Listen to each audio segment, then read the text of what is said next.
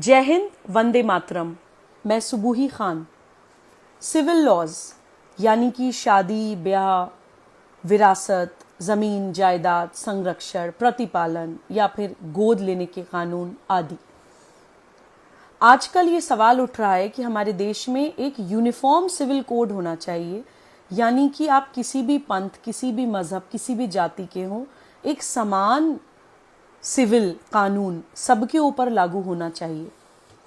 लेकिन कुछ लोगों ने समाज में ये अफवाह उड़ानी शुरू कर दी है कि यूनिफॉर्म सिविल कोड मुसलमानों के खिलाफ है।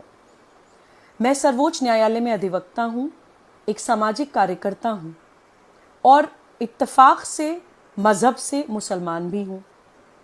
तो मैं इस विषय को क्लियर करने के लिए आप लोगों के सामने इसलिए मौजूद हुई हूँ क्योंकि मैं ये मानती हूँ कि मुसलमान समाज को यूनिफॉर्म सिविल कोड की आज सबसे ज़्यादा ज़रूरत है। मैं आपको कुछ उदाहरण देकर ये बात समझाने की कोशिश करूँगी। हम लोग राष्ट्र जागरण अभियान नाम से एक अभियान चला रहे हैं जिसमें हम भारत प्रवास पर हैं। उस अभियान में प्रवास करते हुए हम लोग हैदराबाद पहुँचे। वहाँ हमें जाकर पता चला कि हैदराबाद में आज भी अरब से 70-70, 80-80 साल के बूढ़े शेख आकर 12-12 साल की बच्चियों के साथ निकाह करते हैं। उसको नाम दिया है मिस्यार मैरिज, यानी कि ट्रैवलर्स मैरिज।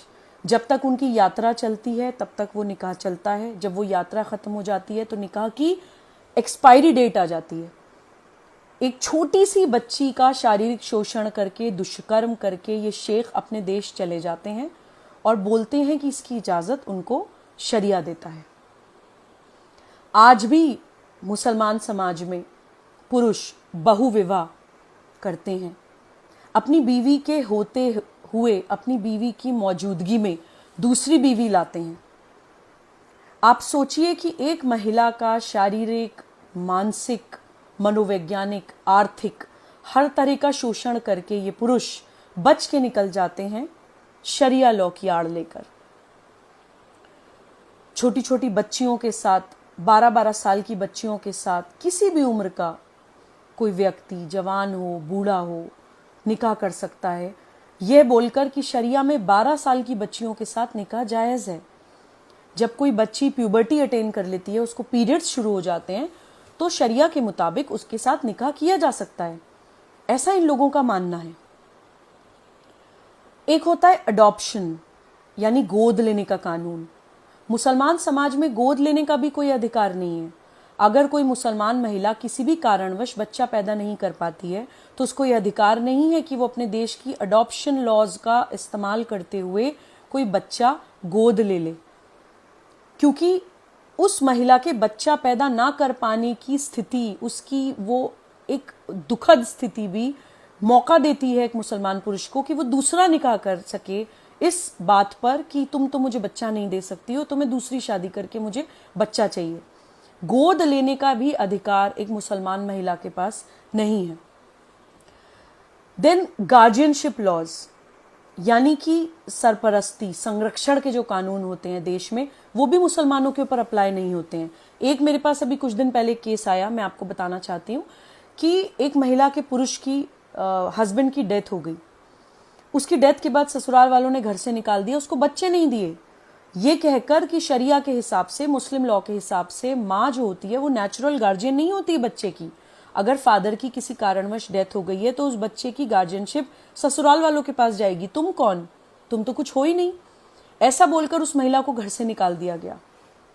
ये उदाहरण मैं आपको इसलिए दे रही हूँ कि जो भी मुस्लिम समाज के पढ़े लिखे लोग हैं, मुसलमान समाज के जो रैशनल लोग हैं, सोचने समझने वाले लोग हैं, या जो पैगंबर मोहम्मद सल्लल्लाहु अलैहि वसल्लम के रास्ते पर चलना चाहते हैं, वो लोग मनन करें, अपने आप से सवाल करें कि प्रॉफिट मोहम्मद सल्लल्लाहु अलैहि वसल्लम महिलाओं के अधिकारों की बात करते थे।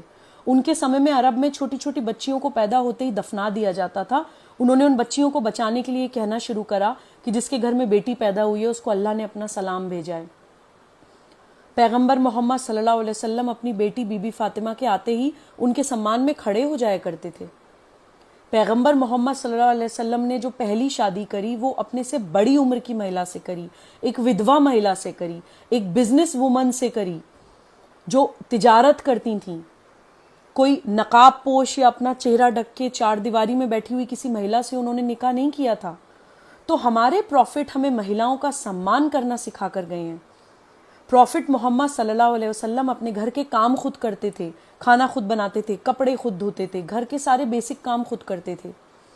उनके रास्ते पर चलने वाले हम लोग, हमने महिलाओं को एक सेक्सुअल कमोडिटी बना दिया है।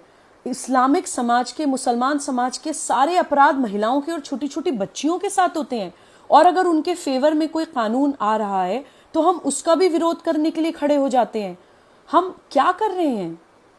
मैं अपील करना चाहती हूँ इस्लामिक समाज के जितने भी समझदार लोग हैं, ठीक है आपकी नाराजगी किसी व्यक्ति, किसी संगठन या किसी पार्टी से हो सकती है, लेकिन उन छोटी छोटी बच्चियों की तरफ देखिए जो अपनी सुरक्षा के लिए, अपने सम्मान के लिए, अपने भविष्य के लिए हमारी तरफ देख रही हैं। हम समझदार हैं, हम पढ़े लिखे हैं, हम उनको इस दलदल से निकाल सकते हैं।